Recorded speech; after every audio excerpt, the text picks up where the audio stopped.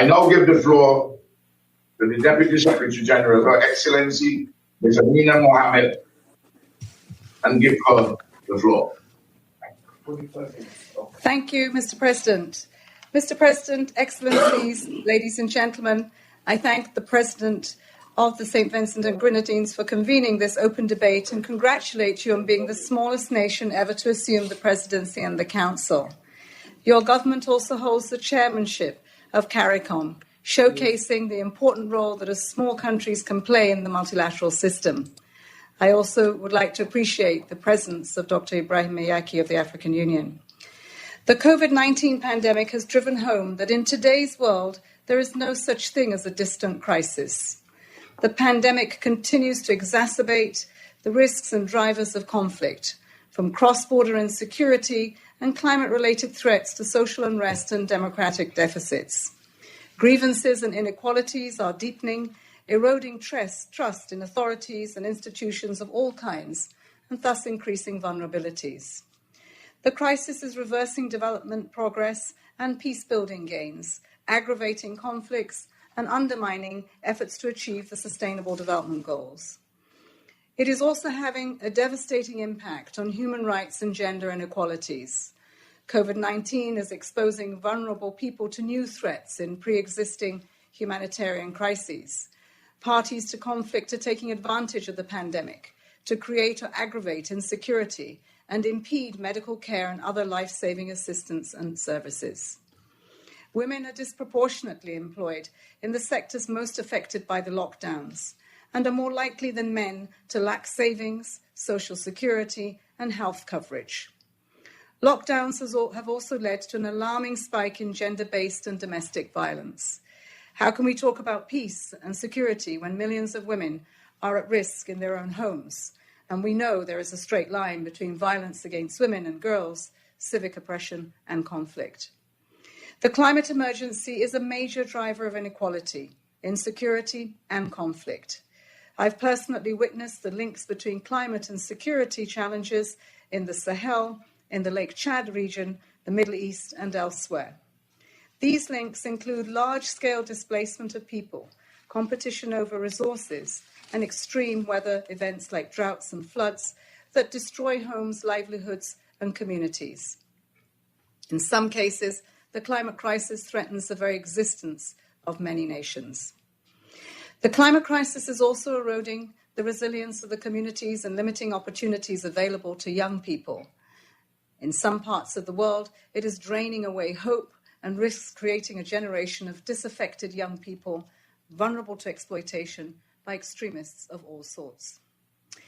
The drivers of conflict are not static. They change and they evolve.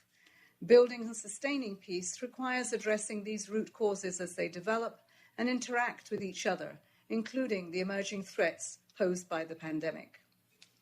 Mr. President, conflict, climate change, and stalled progress on development reinforce each other. But too often, our efforts to address them are fragmented. These challenges that we face are manifold, but so are the opportunities. The pandemic has already shown that rapid change is possible as millions of people adapt to new ways of working, learning, and socializing. As we recover, we cannot go back to the failed frameworks and systems that created the fragilities and inequalities that have been exploited by the pandemic. We must build forward better. I share the vision of St. Vincent and the Grenadines, which underpins this debate. A better post-COVID-19 world remains within our reach. The pandemic has highlighted the necessity of investing in inclusive, equitable governance and institutions, as well as tackling the root causes in order to address the drivers not only of conflict, but of crises and shocks of all kinds. It has also reinforced the need for the 2030 Agenda for Sustainable Development, our ultimate prevention tool. The recovery from this pandemic must prioritize resilient, inclusive, and accountable institutions that try to foster the rule of law, good governance, gender equality, environmental sustainability, and human rights. Partnerships will be key, including the international finance institutions, that will be more important than ever for the global response that we need to see to this global crisis. The recovery must also put in place solutions to prevent and protect communities from climate-related causes of conflict. It is now that we need to invest in deep responses so that we can recover better. Member states and development banks should invest in early warning systems and resilient measures, particularly in states affected by conflict. Countries at greatest risk should now be able to use new technologies and remote sensing to help them with forecasting and prevention. Excellencies, we can only address these multifaceted challenges through an integrated and coherent whole-of-UN approach, the system and member states. The 2016 twin resolutions of the General Assembly and the Security Council on the review of the peace-building architecture and the Secretary-General's reforms have strengthened the organization's focus on prevention. Given the critical role of this council in preventing and resolving conflict, I welcome the increased attention that it is devoting to addressing contemporary drivers of conflict and instability.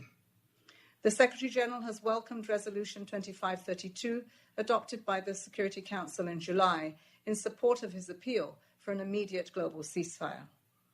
I conclude by recalling the Secretary-General's appeal for a new push by the international community, led by the Security Council, to make a global ceasefire a reality by the end of this year. I count on your commitment to this appeal. We must put all our energies into fighting our common enemy, the virus. And I count on your renewed political and financial investments in prevention and solutions to stave off security and conflict risks at a time when the world needs peace and calm more than ever before. I thank you.